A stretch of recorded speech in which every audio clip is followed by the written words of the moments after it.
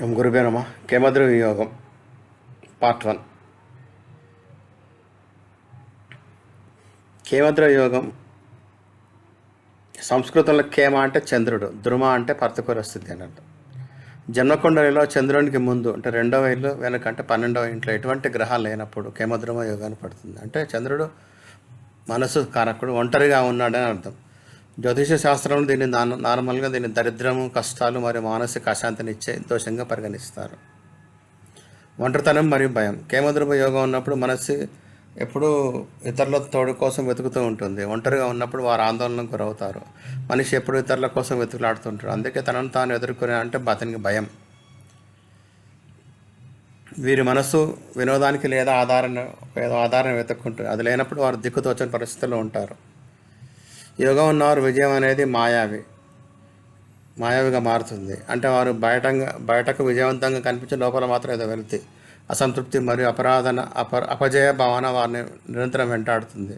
వీరికి వైఫల్యాలు, విజయాలు అన్నిటి మీద మనస్సు యొక్క స్థితిపైన ఆధారపడి ఉంటాయి. మోక్షం మరియు మనిషి యొక్క పుట్టుక విశిష్టత. సుఖ దుఃఖాల సమతుల్యం. నరకంలో కేవలం దుఃఖమే ఉంటుంది. అక్కడ మోక్షం గురించి ఆలోచించే అవకాశం ఉండదు. స్వర్గంలో కేవలం సుఖమే ఉంటుంది. అక్కడ మోక్షం అవసరం లేదు. అందుకే దేవతలు కూడా మనిషిగా పుట్టాలని కోరుకుంటారు. ఎందుకంటే మనిషి మాత్రమే దుఃఖాన్ని అనుభవించి దాని నుండి ముక్తి పొందాలని, మోక్షం పొందాలని ఆకాంక్షిస్తాడు. చంద్రుడే మొదలు, చంద్రుడే ముగింపు. మానవ బంధానికి మాయ కారణం మనస్సు. అలాగే విముక్తి పొందడానికి మార్గం చూపేది కూడా మనస్సే. చంద్రుడు మనస్సును సూచిస్తాడు. ఈ మాయాజాలంలో మనం చిక్కుపోయేలా చేసేది కూడా మనస్సే. దాన్ని మళ్ళీ బయటకు పడే ప్రయాణం కూడా మనస్సుతోనే మొదలవుతుంది. కేమద్రమ యోగం అనేది ఒక గొప్ప అవకాశం.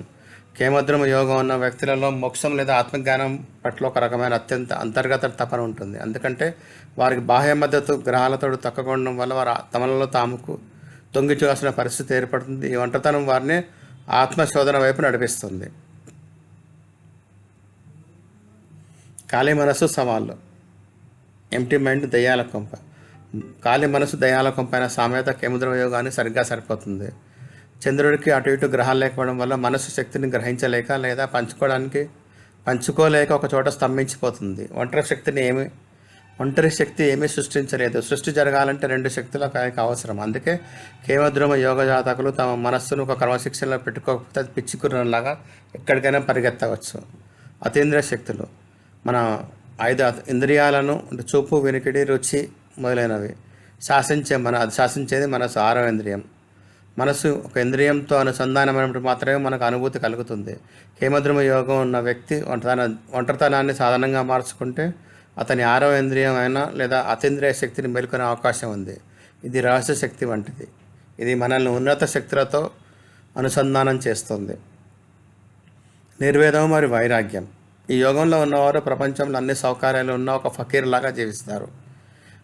వారు దేనికి అంటుకోరు. ఇది గత జన్మలో వారు మధ్యలో ఆపేసిన వైరాగ్య ప్రయాణ సంకేతానికి కారణం కావచ్చు.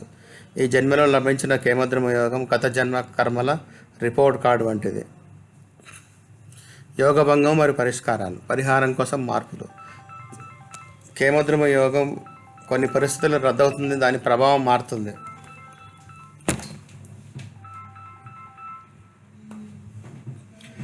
శుభగ్రహాల దృష్టి. చంద్రుడిపై బృహస్పతి లేదా ఇతర శుభగ్రహాల దృష్టి ఉంటే యోగదోషం తగ్గుతుంది. ఇది మనసును ఒక సరైన దిశలో ఇస్తుంది.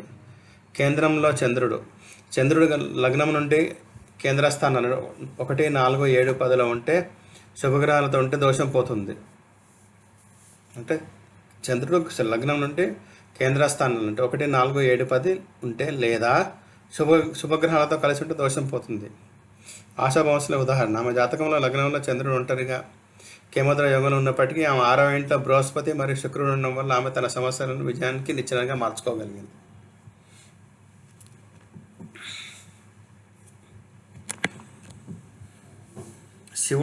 శివుని అర్ధచంద్రుడు. భగవంతుడైన శివుడు తన తలపై అర్ధచంద్రుడిని ధరిస్తాడు.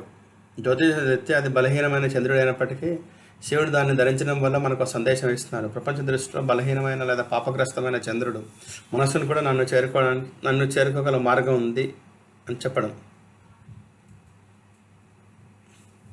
ధన్యవాదాలు. దయచేసి షేర్ చేయండి, సబ్స్క్రైబ్ చేయండి, లైక్ చేయండి, కామెంట్ చేయండి.